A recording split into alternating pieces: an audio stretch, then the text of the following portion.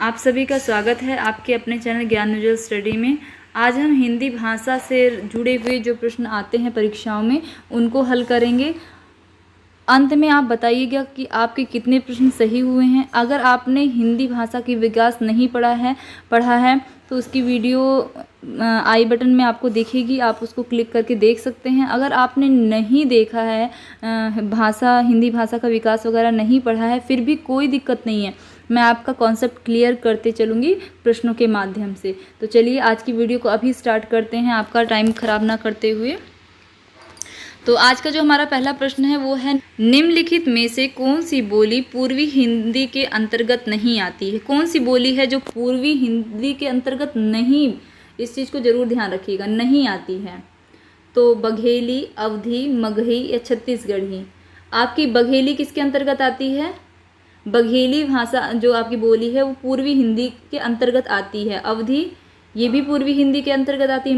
मगही जो है ये नहीं आती है। मगही किसके अंतर्गत आती है? बिहारी हिंदी के। किसके? बिहारी हिंदी के।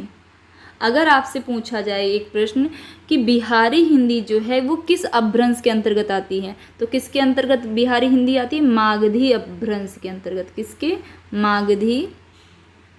मागधी अपभ्रंश के अंतर्गत। ठीक है। और बघेली, अवधी और छत्तीसगढ़ी, इसको याद करने, ये क्या है? ये पूर्वी हिंदी की बोलियां हैं। किसकी? पूर्वी हिंदी की बोलियां कौन सी हैं? बघेली, अवधी और छत्तीसगढ़ी। पूर्वी हिंदी की जो है वो किस अपभ्रंश के अंतर्गत आती है? तो पूर्वी हिंदी जो हमारी है वो अर्धमागधी अपभ्रंश के अंतर्गत आती है। चलिए आगे देख लेते हैं प्रश्न को। सितंबर मास में 10वां विश्व, यहाँ पे हिंदी आएगा, यहाँ पर हिंदी ऐड कर लीजिएगा। हिंदी विश्व क्या आएगा? हिंदी आएगा। सितंबर मास में 10वां हिंदी विश्व सम्मेलन भारत के किस शहर में आयोजित किया गया? भोपाल, जयपुर, नागपुर या फिर नई दिल्ली? जल्दी बताइए इसका क्या उत्तर होगा सही। तो इसका सही उत्तर होगा हमारा भोपाल। क्या होगा सही उत्तर? भोपाल। भोपाल में 10वां विश्व हिंदी सम्मेलन आयोजित किया गया। किस शहर में? भोपाल में किया गया। चलिए आगे देख लेते हैं। अगला प्रश्न है हमारा, खड़ी बोली हिंदी निकली है, एक मिनट, खड़ी बोली जो है वो निकली है किससे? बिहारी हिंदी से, पूर्वी हिंदी से, पश्चिमी हिंदी से या फिर राजस्थानी हिंदी से? किससे निकली है? तो खड़ी बोली जो हमारी निकली है वो निकली है पश्चिमी हिंदी से। किससे निकली है? पश्चिमी हिंदी। और अगर आपसे पूछा जाए पश्चिमी हिंदी जो है वो किस अपभ्रंश से निकली है, तो पश्चिमी हिंदी किससे है? शौरसैनी अपभ्रंश से है। शौरसैनी अपभ्रंश से। ठीक है। किससे? शौरसैनी अपभ्रंश से। बिहारी हिंदी, पूर्वी हिंदी और राजस्थानी हिंदी, ये सब हिंदियाँ किससे? बिहारी हिंदी जो है वो है अर्धमागधी अपभ्रंश से निकली हुई है। पूर्वी हिंदी अर्धमागधी अपभ्रंश से निकली हुई है। राजस्थानी हिंदी शौरसैनी अपभ्रंश से निकली हुई है। ठीक है। चलिए आगे चलते हैं। भाषा के शुद्ध रूप का ज्ञान किससे होता है? लिखित भाषा से, लिपि से, व्याकरण से या उपरोक्त में से कोई नहीं? क्या उत्तर सही होगा आपका?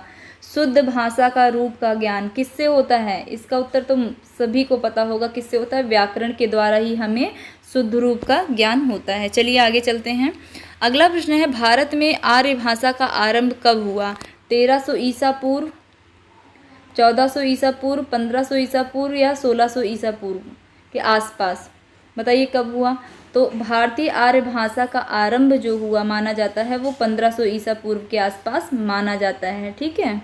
चलिए अगले प्रश्न पे चलते हैं। पश्चिमी हिंदी की कितनी बोलियां हैं? पश्चिमी हिंदी की कितनी बोलियां हैं? 3, 5, 6 या फिर 4? कितनी है बताइए जल्दी फटाफट। तो पश्चिमी हिंदी की जो है हमारी 3 बोलियां हैं, 5 बोलियां हैं। कितनी हैं? 5। कौन कौन सी हैं वो 5? खड़ी बोली, ब्रजभाषा और कन्नौजी, बुंदेली। कौन कौन सी? खड़ी बोली जिसको हम कौरवी भी बोलते हैं, खड़ी बोली को कौरवी भी बोला जाता है। और फिर ब्रजभाषा, कन्नौजी, बुंदेली, बांगरू। ठीक है। क्या? बांगरू। इस तरीके से कितनी हो गई? 5 हो गई। फिर उसके बाद निम्नलिखित में से कौन सी प्राचीन आर्य भाषा है? निम्नलिखित में से कौन यहाँ आएगा, कौन सी प्राचीन आर्य भाषा है? कैसी भाषा? प्राचीन आर्य भाषा। तो प्राचीन आर्य भाषा आपकी पाली है, प्राकृत है, अपभ्रंश है या वैदिक है, संस्कृत है? कौन सी है? तो इसका हमारा सही उत्तर जो होगा वो होगा वैदिक संस्कृत। क्या होगा? वैदिक संस्कृत। अगर यहाँ पर लौकिक संस्कृत लिखा होता तो वो भी उत्तर सही होता। क्या यहाँ पर अगर लौकिक संस्कृत लिखा होता तो उसका उत्तर भी सही होता, क्योंकि वो भी किसके अंतर्गत आती है, प्राचीन आर्य भाषा के अंतर्गत आती है। अच्छा, पाली, प्राकृत और अपभ्रंश ये किसके अंतर्गत आती हैं, ये कौन से अपभ्रंश के, तो ये मध्यकालीन भारतीय मध्यकालीन अपभ्रंश के अंतर्गत आती हैं। कौन कौन सी भाषा आती है, ये पाली, प्राकृत और अपभ्रंश, ठीक है, एक मिनट, हाँ, और मध्य के अंदर ये आती है, और प्राचीन के अंतर्गत वैदिक संस्कृत आती है। और अगर आधुनिक आर्य भाषा, भारतीय आर्य भाषा के अंतर्गत क्या आता है, आधुनिक आर्य भाषा के अंतर्गत हमारी हिंदी भाषा आती है। क्या आती है, हिंदी भाषा। इतना क्लियर है। चलिए आगे चलते हैं अगले प्रश्न पे। पूर्वी हिंदी विकसित हुई है मागधी अपभ्रंश से, अर्धमागधी अपभ्रंश से, ब्राह्मण अपभ्रंश से या शौरसेनी अपभ्रंश से? इसका क्या सही उत्तर होगा? तो पूर्वी हिंदी का जो हमारा विकास हुआ है वो किस अपभ्रंश से हुआ है, मागधी से, अर्धमागधी से, ब्राह्मण से, फिर या शौरसेनी से? तो पूर्वी हिंदी जो विकसित हुई है वो हुई है मागधी अपभ्रंश से। किससे? मागधी अपभ्रंश से। नहीं, मागधी नहीं, अब अर्धमागधी अपभ्रंश से हुई। किससे? मागधी अपभ्रंश से हुई है हमारी बिहारी हिंदी। क्या कौन सी हुई है? बिहारी हिंदी हुई है। और अर्धमागधी से हुई है पूर्वी हिंदी। और ब्राह्मण से क्या कौन से ब्राह्मण अपभ्रंश से कौन सी हिंदी हुई है? तो ब्राह्मण अपभ्रंश से जो हुई है वो है हमारी सिंधी। क्या हुई है? सिंधी भाषा विकसित हुई है। और शौरसेनी अपभ्रंश से तो आप सभी जानते हैं पश्चिमी हिंदी। क्या? पश्चिमी हिंदी। शौरसेनी अपभ्रंश से पश्चिमी हिंदी, ब्राह्मण अपभ्रंश से सिंधी, अर्धमागधी अपभ्रंश से पूर्वी हिंदी और मागधी अपभ्रंश से बिहारी हिंदी।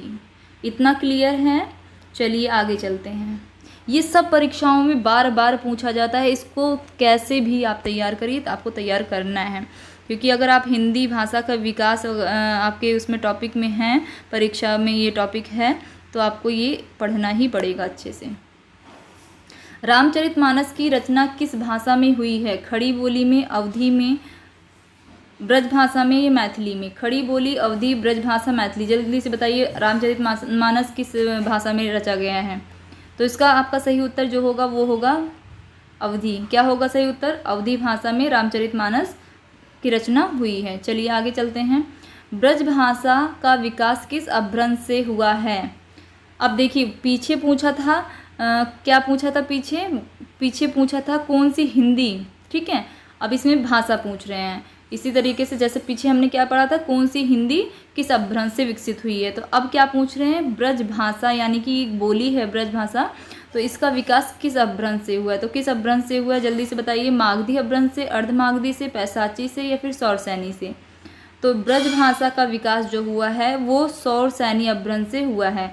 शौरसेनी अपभ्रंश से पश्चिमी हिंदी, और पश्चिमी हिंदी की 5 बोलियां हैं। कौन कौन सी? खड़ी बोली, ब्रज भाषा, कन्नौजी, बुंदेली और बांगरू, ये 5 बोलियां हैं, और उसी में से ब्रज भी एक है, और शौरसेनी अपभ्रंश से इसका विकास हुआ है। तो इसका सही उत्तर हमारा होगा शौरसेनी अपभ्रंश। क्या उत्तर सही होगा? शौरसेनी अपभ्रंश, ठीक है। और मागधी की कौन सी बोलियां हैं? मागधी अपभ्रंश की मगही, मैथिली और भोजपुरी। क्या? मगही, मैथिली और भोजपुरी। और अर्धमागधी अपभ्रंश की कौन कौन सी बोलियां हैं? अर्धमागधी अपभ्रंश की अवधी, बघेली और छत्तीसगढ़ी। इसकी मैंने आपको ट्रिक भी बताई थी। ABC, A से अवधी, B से बघेली, C से छत्तीसगढ़ी। ये क्या है? अर्धमागधी अपभ्रंश से फिर अर्धमागधी अपभ्रंश से पूर्वी हिंदी, और पूर्वी हिंदी की क्या है? बोलियां हैं। चलिए आगे चलते हैं। इसका सही उत्तर शौरसेनी अपभ्रंश होगा इस प्रश्न का। चलिए आगे देख लेते हैं। हिंदी के अतिरिक्त और कौन सी भाषा देवनागरी लिपि में लिखी जाती है? बंगला, सिंधी, नेपाली या फिर पंजाबी? बंगला, सिंधी, नेपाली, पंजाबी। तो इसका सही उत्तर होगा नेपाली। नेपाली भाषा हिंदी के अतिरिक्त देवनागरी में और कौन सी होती है? नेपाली लिखी जाती। चलिए आगे चलते हैं। खड़ी बोली हिंदी का प्रथम कवि कौन माना जाता है? तुलसीदास को, गुरु गोविंद सिंह को या अमीर खुसरो को? तो इसका सही उत्तर होगा अमीर खुसरो। अमीर खुसरो को खड़ी बोली हिंदी का प्रथम कवि माना जाता है। चलिए आगे देख लेते हैं। हिंदी की आदि जननी भाषा किसे कहते हैं? इस प्रश्न का उत्तर आप सभी को देना है। कमेंट में बॉक्स में लिखना है कि हिंदी की आदि जननी भाषा किसको कहते हैं? अपभ्रंश को, संस्कृत को, पाली को या फिर प्राकृत को? आप फटाफट इसका आंसर मुझे कमेंट बॉक्स में लिख कर दीजिए। और आपको इसकी ये क्लास कैसे लगी ज़रूर बताइएगा। ऐसे ही क्लास और पाने के लिए चैनल को सब्सक्राइब कर दें अगर चैनल पर पहली बार आए हैं तो, और वीडियो को लाइक करके जाइएगा और अपने दोस्तों के साथ शेयर कर दीजिएगा। बेल आइकन ज़रूर दबा देना ताकि आने वाली वीडियो का नोटिफिकेशन आपको टाइम पर मिल जाए। धन्यवाद।